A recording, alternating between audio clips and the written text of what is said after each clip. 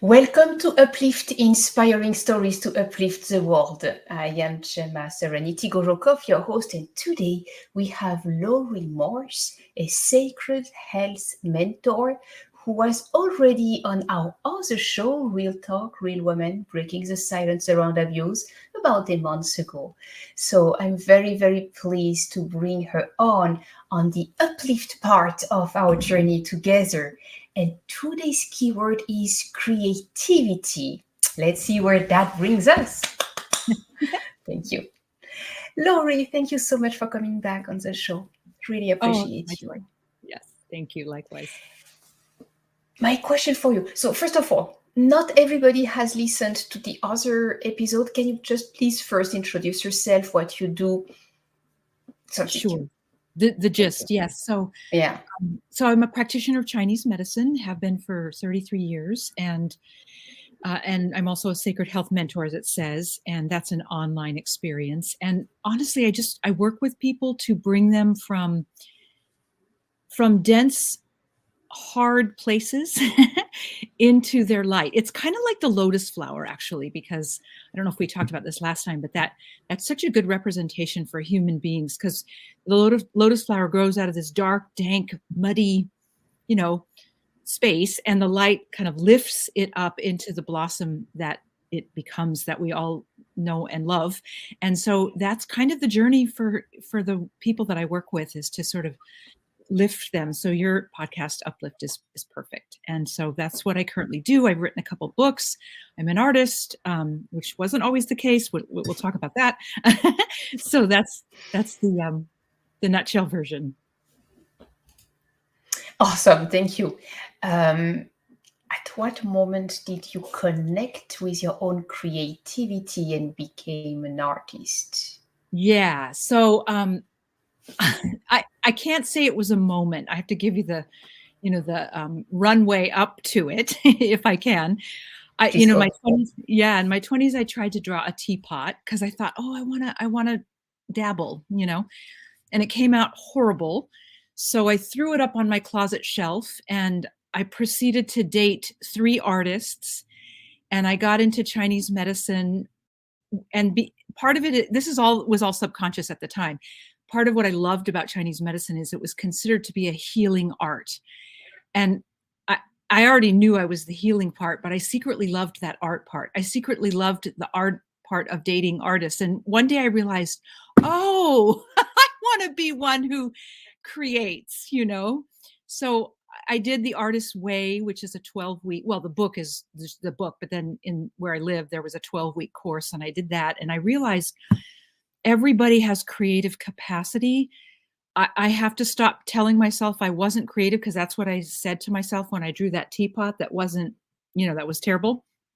And it just needs to be cultivated. Sure, there are some people who, are born and they have this, this innate, talent, or whatever you want to call it. But that, I knew that wasn't me, and it isn't most people. What most people get to do is cultivate, this creative experience. So when I was going through menopause, I would get these catalogs from our local university, UCSD, University of California, San Diego. And in the catalog, there was this program, a 3-year program for art and the creative process. And I kept saying to myself, well, I'm just going to wait until I retire and I'll do that. It felt like a faraway thing for me. And on the 4th time I got the catalog, something just kind of, I don't know, awoken in me. And I realized, why would I wait until I retire? Why don't I do it now?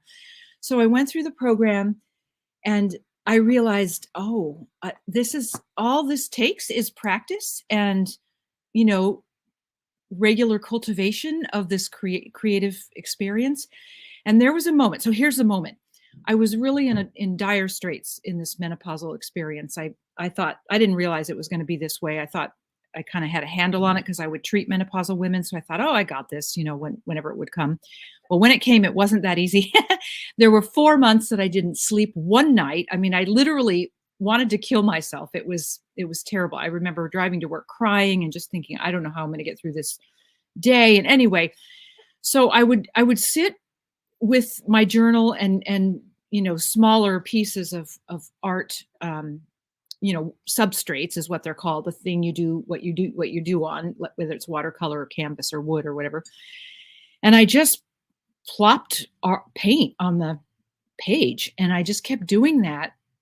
And I noticed that as I did that, I just kept showing up with that. Like, I had a date with myself to do this creative, even if it was just an hour or 15 minutes or an afternoon or whatever. I knew that there was something there for me, so I kept showing up. Writers will say, just get your butt in the seat and type some words on a page. So I thought, okay, I'm going to do that. And it started to unravel the tension and the pain and the intensity that I was living with, or through this menopausal experience. And honestly, I can say right now that that creativity was my lifeboat.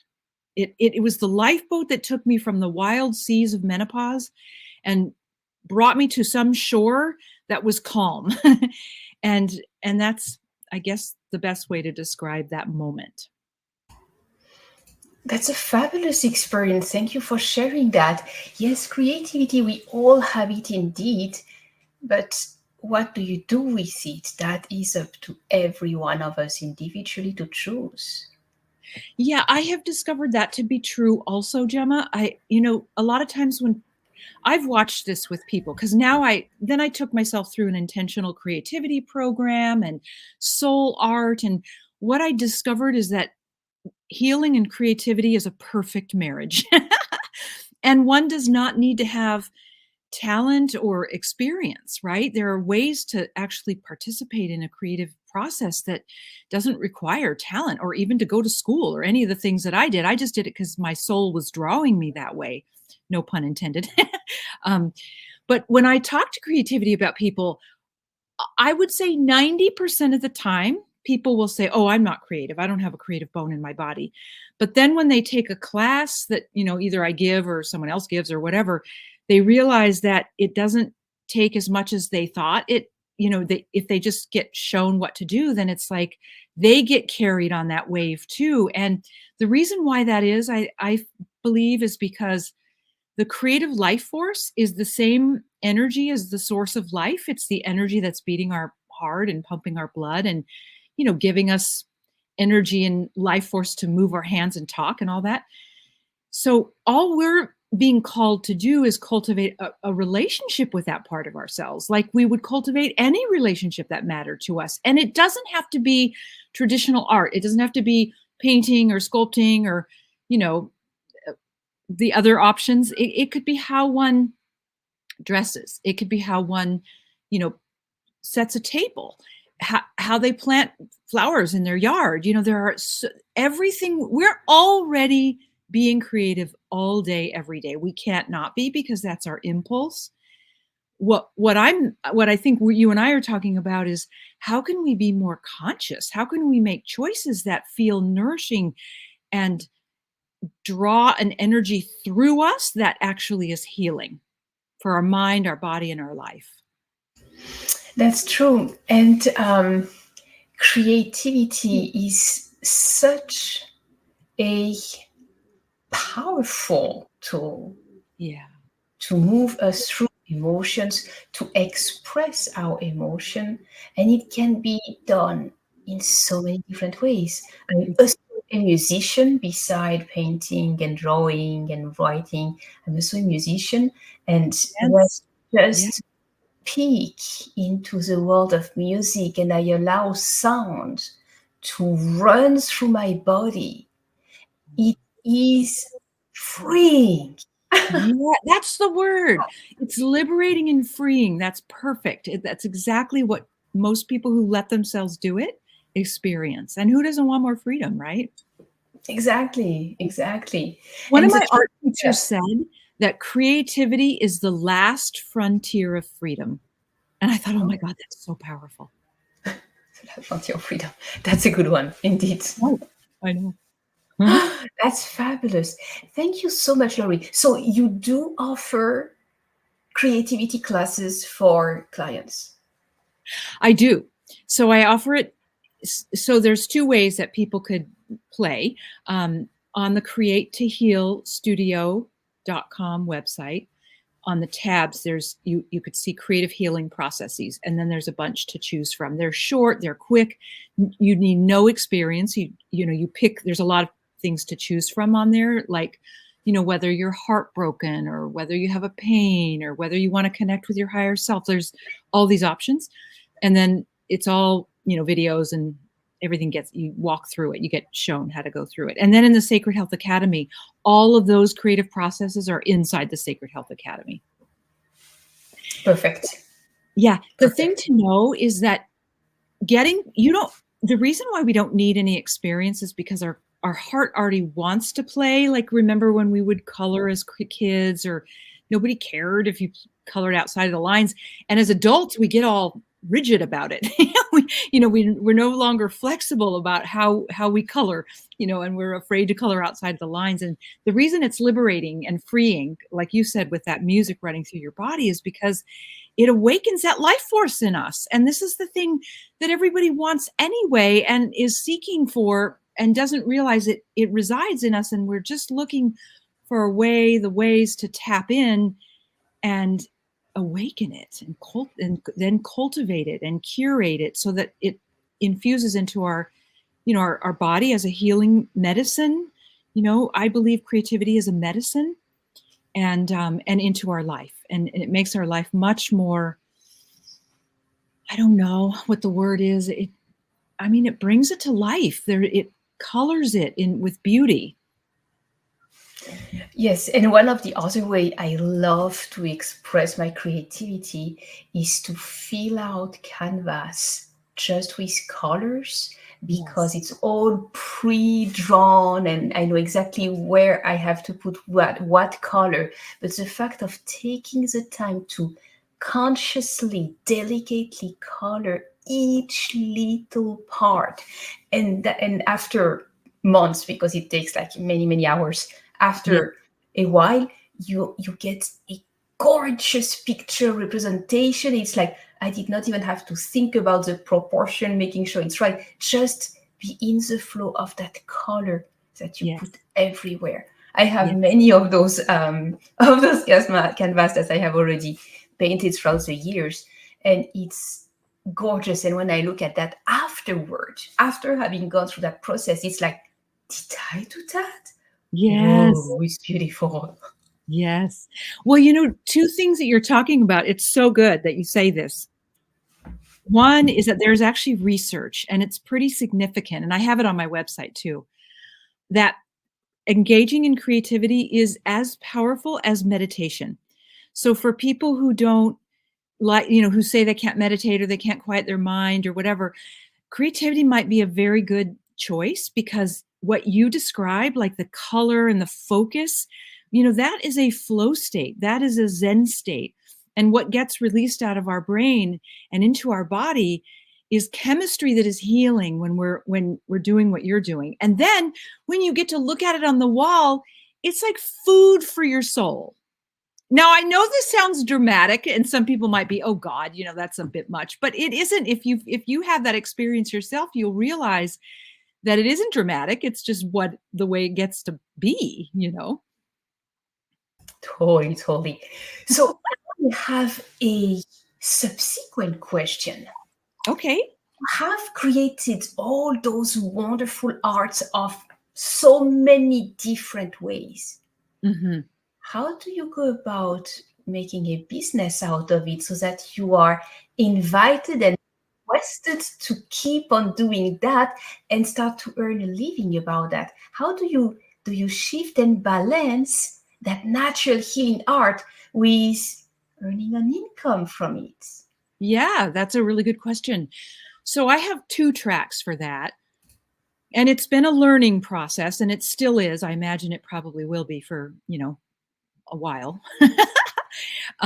So I do sell my art. So that's one thing. I have a permanent art exhibit at the Pacific College of Oriental Medicine, because in the beginning, years back, my art was more Asian fusion style. And because that matches with the Chinese medicine path, that was a nice match. My art has turned into a little bit more abstract now. And one of my other art teachers said, abstract art is a disruption of current reality. And I love that, because what we're trying to do is disrupt our patterns, our trauma, our beliefs, the programming that we drop into in our cultures and on the planet. Disrupting that is a good thing. That's part of healing, right? So I'm actually having an open studio art show in April. I haven't done anything since before COVID. So that's, yeah, bingo. So that's what, so that's that. And then on the other side, or the other path, is teaching and working with it's mainly women, to use creative processes. And I mentioned that it's on the createtohealstudio.com website, to be very intentional about, moving energy in our body. So if someone has a pain, or they, I mentioned before, heartbreak or anything, it could be something, a mental spin that we're stuck in, an emotional pain that we're trying to move ourselves through, a physical pain, or something in our life that isn't working. We can take an intention to a creative process. So let's just say a piece of paper. It doesn't even have to be that fancy. It could be a piece of printer paper. We can write our intention down. One of the ways I love doing this is watercolor pencils on watercolor paper. And you use the pencils, you just, if you have them like in a cup and you have all the colors sticking out, like the pencils, you just pick the colors that appeal to you. You don't make it any, it's not an analytical thing. And you use colors to write out what your situation is, like, maybe you're even crying onto the, the page. You're moving the energy out of you like you would on a journal page. And then you take a paintbrush and you dip it in water and you kind of smear all of that energy. And you do it with like an intentional prayer that you're offering it to your higher self to be transformed. That energy, the pain, the energy, that you're writing about, to be transformed by your higher self, and then flowed back to you in a more higher serving energy. The cool thing, I have a pen in my hand right now, but if it's a paintbrush or a pen, or your hand, if you're preparing a meal, you can go to anything with this kind of intention. You can, plant flowers with this kind of intention. Energy is moving from our higher self through the top of our head, into our heart, down our arm, and through our hand, and through the implement, and onto the page, or into the dirt, or onto the plate, or onto the table. It's, you pick which way you want to be creative. But I'm now talking about, watercolor pencils on a piece of watercolor paper, and you're moving that energy. And this becomes like, the implement that you're using becomes like a prayer stick. It's kind of interesting how this plays out. And then you blur that energy with the intention that it's breaking up inside of you, or it's softening, or the water is making it flow instead of be stuck. And then you let it dry, and then you get to write what your intention is on top of it, or maybe you collage on top of it images, that you pick out from magazines or whatever, that are more what you're moving yourself into. So now you get to, now the compost that's underneath, right? The energy that's underneath. And then you're choosing by conscious choice, by conscious intention, by your own free will, with awareness, you're putting on top of all of that what you're moving yourself into. And now you get to look at that every day and remember, oh, right, I'm living myself into this conscious intention. And I haven't known of anyone, myself included, who that hasn't worked for. It's not a matter of if, it's a matter of when. And having a piece of, a substrate, I've used that word before. Let's just say it's the watercolor paper. I have learned that paper is an altar, like a sacred altar, ALTAR, upon which energy can be altered, ALTER. And it's magic, and it happens every time, as long as we don't, stay in this resistant place. Oh my God. I'm going to implement that today. Yes. And I'm going to put the picture of what I will have done on your episode as an example of Oh yeah, great idea. stirring up that energy, because I'm fully there with you. I have the material. I love to do it. And it's like, Yes. wow. Wow. Okay, I'm doing it. I'm doing it. Okay. Just Okay, watch. good. Good. Okay. Can I tell you one more thing about what Absolutely. happened when I did one of these these creative processes? I was really frustrated about actually my business, my online business, right? And I kept thinking, I mean, this is just every time I am stuck on something and I work through it, it always comes back to what's happening in me, not outside of me, but in me. So I do this creative process and I'm writing down all the things that I'm frustrated about. And this was a few years back, right? And I was trying to figure out, like, how can all of my hard work not be, returning? That was my big frustration, right? It was like this push-pull energy. And one of the things so we mentioned the intention, you set the intention, and then, you just move the paint, or you write, or you do whatever the thing is.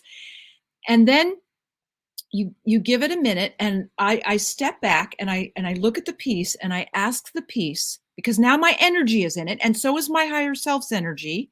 My heart and soul is in it. So there's wisdom and there's intelligence there. And I ask it, what insights do you have for me? What do you know that I don't know that is ready to come into my awareness? And I usually do it with a cup of tea.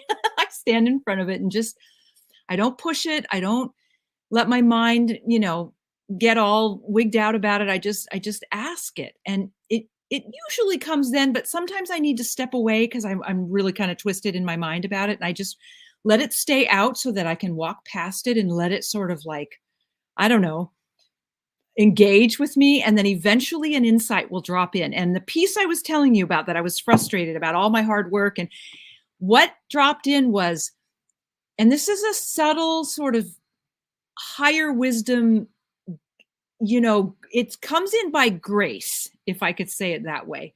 And what dropped in is, you are the bounty. And I was like, oh shit.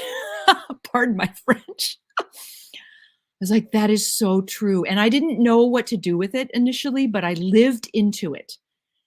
And now I mean, I don't know how much more I have to live into, but I own now, like in my cells, that I am the bounty. When I'm in connection with my higher presence, that is a truth that I trust now. And I didn't have that before. So that was another fun experience. Thank you so much. I'm so grateful. So grateful. Because as I am a creative, I am an artist too.